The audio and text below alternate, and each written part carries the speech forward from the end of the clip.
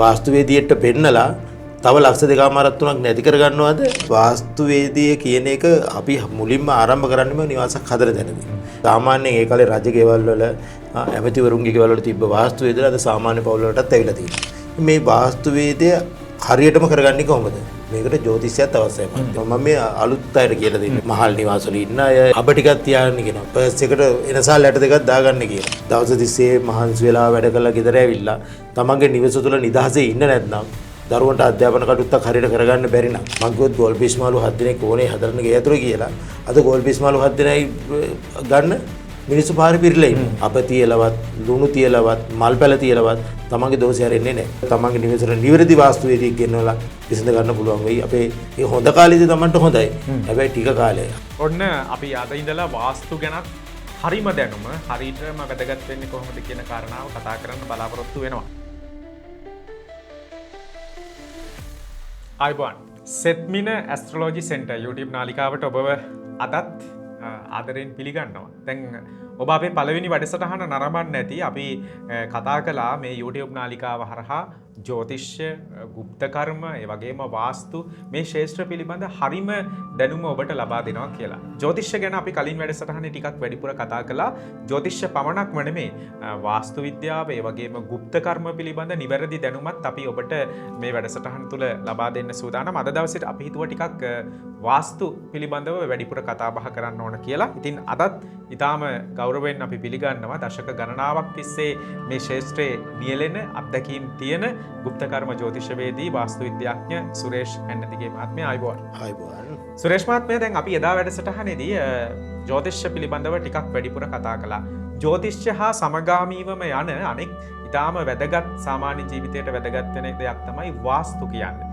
වාස්තු කොහොමද අපේ ජීවිතයට වැදගත් වෙන්නේ කියන තැනින්ම අපි කතා පටන් ගමු. ඔව් අමිල මහත්මයා මේක නම් ඊටාම සංකීර්ණ කතාවක්. හැමතැනම අද වාස්තු පිළිබඳව කතා කරනවා වැඩි. මිනිස්සු ලුණු කැට තියා ගන්නවා, එතකොට මල් පැල වවා ගන්නවා, උළුවස්සේ අපිටතර කරවනවා. ඉතින් මේක ඊටමත් වාස්තුවේදිය කියන එක අපි මුලින්ම ආරම්භ කරන්නේම නිවාසයක් හදන තැනදී. නිවාස හදන වෙලෙදී අපි වාස්තු විද්‍යානුකූලව නිර්මාණය කරන්න ඕනේ කියලා හැමදෙරම මම දැකලා තියෙනවා. පත්‍රවල යනවා, රූපවාහිනිය යනවා. අපි දැකලා තියෙනවා මේක මේ දැන් ට්‍රෙන්ඩ් එකක් වෙලා. ඒ කියන්නේ වාස්තු කියන කැලේ ගෘහ නිර්මාණ ශිල්පයට ඇතුළත් වෙලා.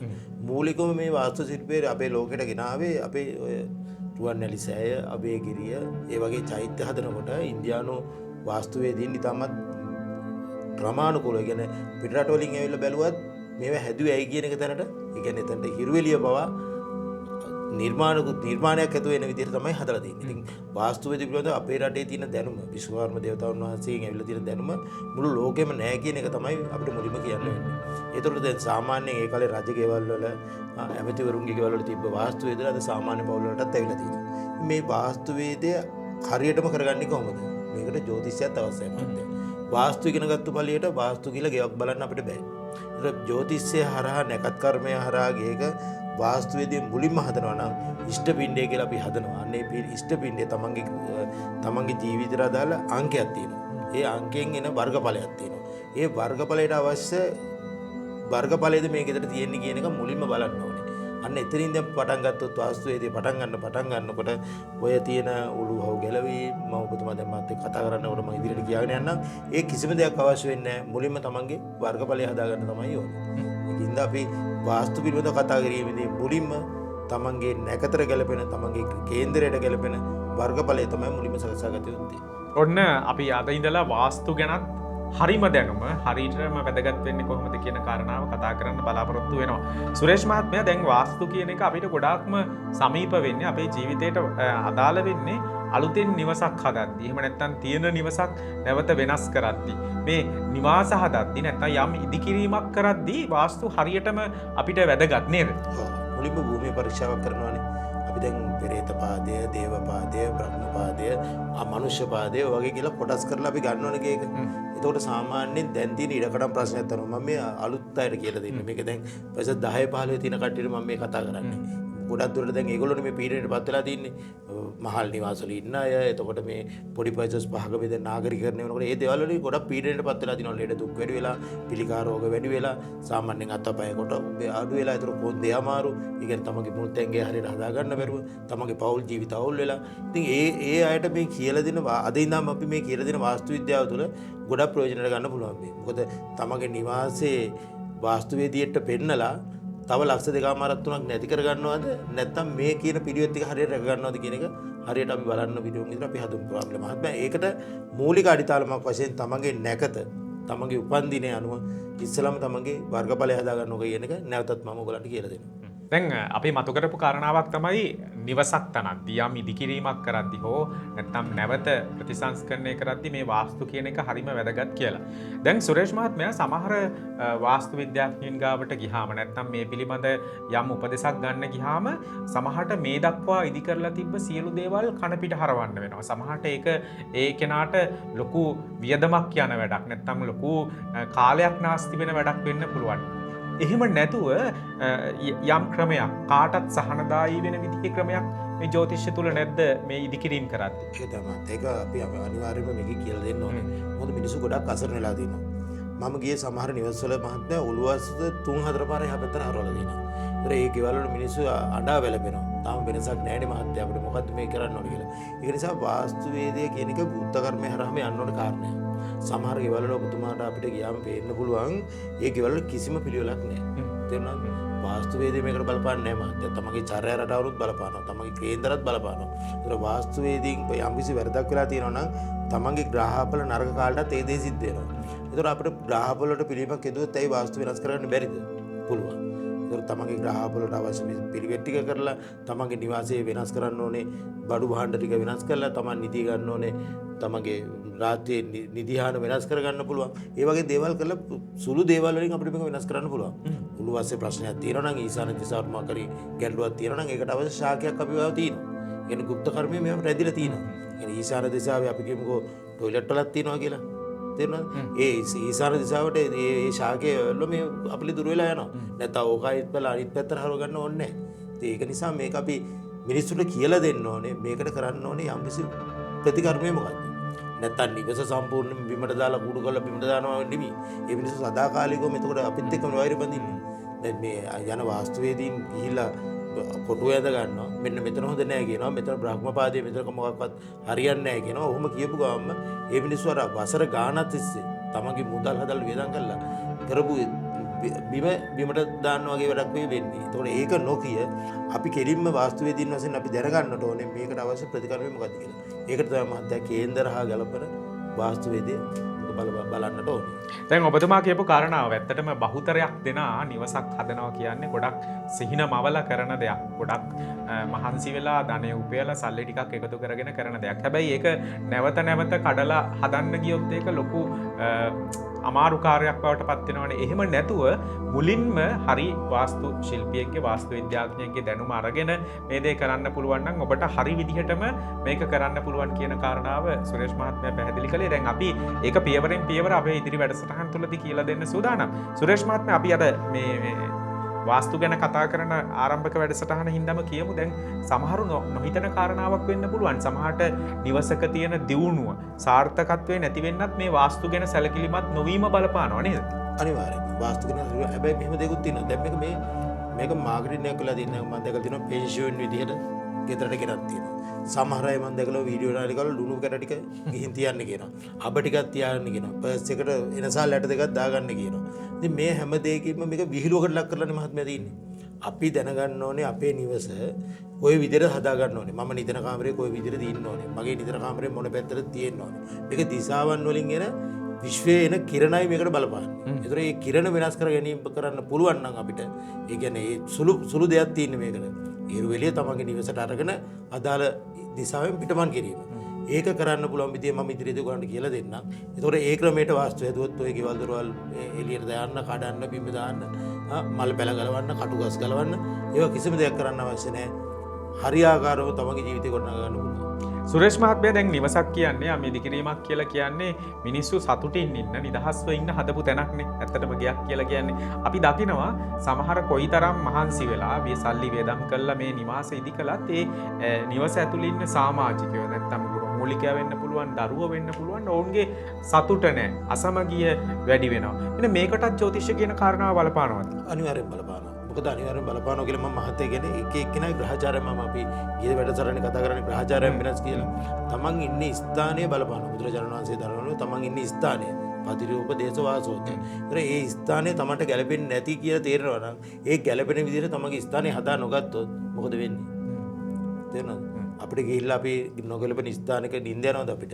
අන්න ඒ වගේ තමන්ගේ නිවස තුලත් තමන්ගේ ස්ථානය හරියට හදාගත්තේ නැති හින්දා තමයි ඒක දෙරේ ප්‍රශ්න ගැටලුවට මුහුණ දෙන්න වෙලා තියෙන්නේ. දවස් තිස්සේ මහන්සි වෙලා වැඩ කරලා ගෙදර ඇවිල්ලා තමන්ගේ නිවස තුල නිදහසේ ඉන්න නැත්නම් ඒක විතරට සහනයක් නැහැ. දරුවන්ට අධ්‍යාපන කටයුත්තක් හරියට කරගන්න බැරි නම් ඒ අධ්‍යාපන කටයුත්තට හරියට අවශ්‍ය වාතාවරණය නිවසේ නැත්නම් කරන්න බෑනේ ඒක. කොච්චර පන්ති ගියත් කොච්චර එතකොට මේ අධ්‍යාපනයේ දරුවයි දරුවෝ. ඒ වගේම තමයි තමන්ගේ පෞල් සංස්ථාවල්. පෞල් සංස්ථාවල තමන්ට සතුට නිවැරදි සතුට නැතුනොත් මොකද වෙන්නේ? ඒ නිවසින් පිට වෙන්නමයි හිතෙන්නේ. ඊට පස්සේ කියනවා අපිට කොඩි විනයක් කරලා කියලා. අපි ඒකේ පස්සට කතා කරමු. ඒතර මේ හැම දෙයකම හදා ගන්න නම් වාස්තු විද්‍යානුකූලව තමන්ගේ නිවස හදාගත යුතුමයි. ඒක අනිවාර්ය කටයුත්තක්. වාස්තු විද්‍යානුකූලව තමන්ගේ නිවස හදන එකේ වැදගත්කම තමයි මේ සුරේෂ් මහත්මයා මතු කරමින් ඉන්නේ. දැන් සමහරු ඉන්නවා ලොකු මුදලක් දීලා සැලසුම අඳිනවා. සැලසුම නිර්මාණය කරනවා. නැත්නම් ප්ලෑන් එක හදා ගන්නවා. ඊට පස්සේ ලොකු කොන්ත්‍රාත්තුවක් ලබා දීලා නිවස ඉදි කරනවා. හැබැයි ජ්‍යොතිෂ්‍ය ගැනවත් වාස්තු ගැනවත් එච්චර තැකීමක් කරන්නේ නැහැ. හැබැයි අර කරන වියදම් ඔක්කොම අපතේ යනවා වාස්තු කියන එක හරියට නොකරුණොත් නේද? ඒක තමයි සමහර අයගේ තියෙනවා හොඳ කාලේ ඔය සිකුරු ලැබුවම සිකුරු ග්‍රහය ලැබුවට පස්සේ මිනිස්සු ඉතාමත් කෙලිරොල් ජීවිතයන්නේ අනේ ඔය වැඩ නැහැ ලැබෙන දින දේ ලැබෙනවා කියලා නිවස හදන්න පටන් ගන්නවා. හැබැයි නිවසත් හැදෙනවා. හරි ලස්සන අලංකාරව හැදෙනවා. හැදිලා අර මහදසාව ඉවරනවත් එක්කම එයා දන්නේ නැහැ මේක වාස්තු විද්‍යානුකූලව මම හැදුවේ නැහනේ. අන්න මහදසාව ඉවරනවත් එක්කම එයාට ප්‍රශ්න එන්න ගන්නවා. අන්න එතකොට එයා තීරණය කරන්න තමයි අයියෝ මේකේ මම මේ විදිහට හැදුවේ නැහැ අන්න කඩන්න බලනවා. ඒක නිසා හැමදෙස්සෙම තමන්ගේ ග්‍රහ රටාව හැමදාම එක විදිහට තියෙන්නේ නැහැ. ඔයාගෙත් මගෙත් අපි හැමෝගෙම ග්‍රහ රටාවන් දවසින් දවස වෙනස් වෙනවා. ඒ වෙනස් වෙන විදිහට තමයි වාස්තු විද්‍යානුකූලව අපි ගේ හදන්නට ඕනේ. ඒක තමයි අපි කියන්නේ තමන්ගේ සාධක නැකත අනුව ඒ දේ තමන්ගේ නිවස හදාගත යුතුයි කියන එක.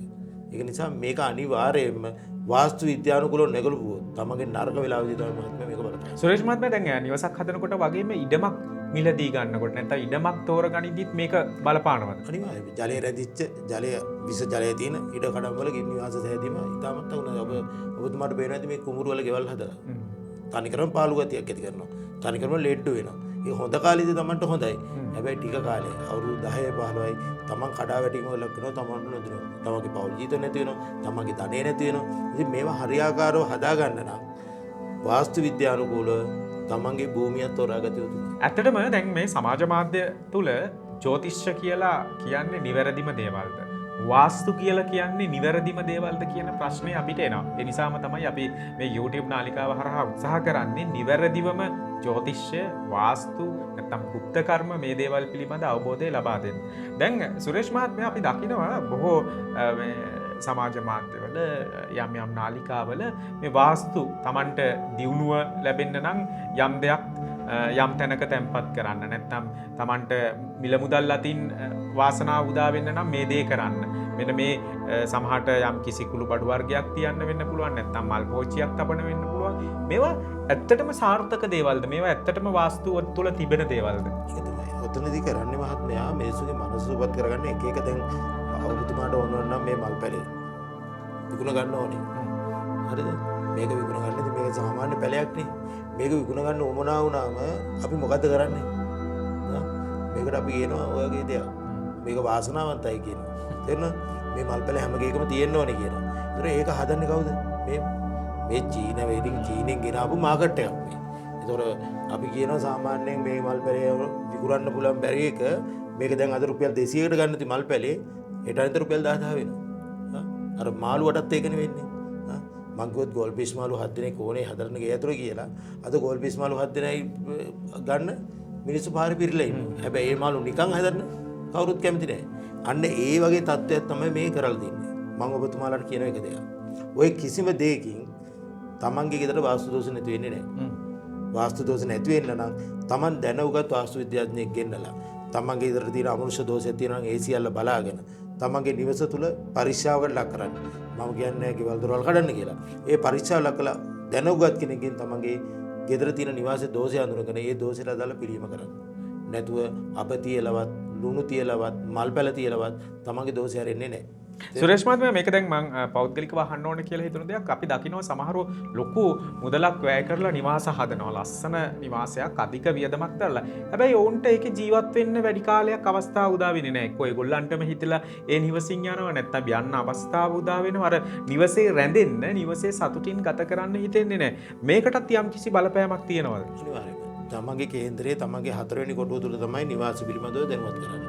ඒතර එතනදී තමන්ගේ ග්‍රහචාරයනෝ තමන් අනවශ්‍ය ග්‍රහයක් බලපාලා ඒ නැකත් ප්‍රතිකර්ම අනුව කරන්නේ නැතුව නිවාස සෑදුවට පස්සේ ඒ කාලය තුල ඒ ග්‍රහය බලවත් වෙන කාලයක් තියෙනවා මහත්මයා. ඒ කාලය තුල යාව ඒක ඉතින් එළියට දාන්න බලන්න. නැත්තම් ඒකේ විකුණන්න තව තුරුමාකාරයෙක් ගෙන්නලා දෙනවා. අන්න ඒ වගේ අපි මෙතනදී බලන්නටම ඕනේ තමන්ගේ ගෘහ මූලික අවශ්‍යයෙන් තමන් අවුරුදු 40ක් ජීවත් වෙනවා නම් ඒ ගෙදර ඒ 40ටම අදාළව තමන්ට මේක නිදහසේ සතුටින් ඉන්න පුළුවන් විදිහට වාස්තුව හදා ගන්නට ඕනේ. ඒ කියන්නේ වාස්තු දෝෂ නැති ගියා.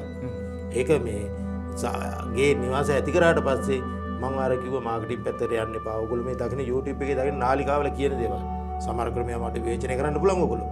ඒ වුණත් මේ හැම දෙයක්ම කරන්නේ තමන්ගේ ව්‍යාපාරික කටයුත්තක් කරුණක් කරගෙන. ඒ නිසා ඉදිරියේදී තමන්ට ගෙදර තමන්ගේ නිවසට නිවැරදි වාස්තුවේදී ගෙන්නවලා ඒ නිවාස පරීක්ෂා කරගෙන අවශ්‍ය වෙන විලෝ යොදාගත්තොත් බොහෝ දුරට අපිට මේක විසඳ ගන්න පුළුවන් වෙයි. අපේ නිවාසවල ගොඩක් සංකීර්ණ ප්‍රශ්න දුරු කරගන්න පුළුවන් වෙයි.